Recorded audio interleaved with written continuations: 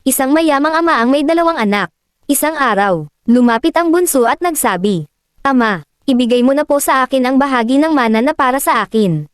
Masakit man sa puso ng ama, ibinigay niya. At umalis ang anak, dinala ang lahat ng kayamanan sa malayong lugar. Doon, nilustay niya ito sa bisyo, luho, at maling barkada.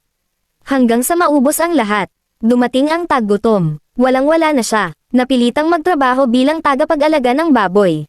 At gutom na gutom siya.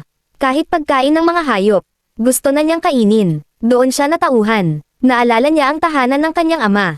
"Babalik ako. Hindi na ako karapat-dapat tawaging anak. Pero baka tanggapin niya ako bilang alipin." Kaya umuwi siya. Habang malayo pa, nakita na siya ng ama. Tumakbo ang ama. Niyakap siya ng mahigpit, at hinalikan. Sabi ng anak, "Ama, nagkasala ako. Hindi na ako karapat-dapat tawaging anak mo." Pero ang ama, nag-utos. "Dalhan ng pinakamagandang damit. Ipagdiwang natin. Sapagkat ang anak kong ito ay nawala at muling natagpuan.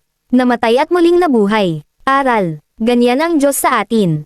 Kahit gaano kalayo, kahit gaano kalalim ng ating kasalanan, handa siyang tanggapin tayo, kapag tayo'y nagsisi at bumalik sa Kanya.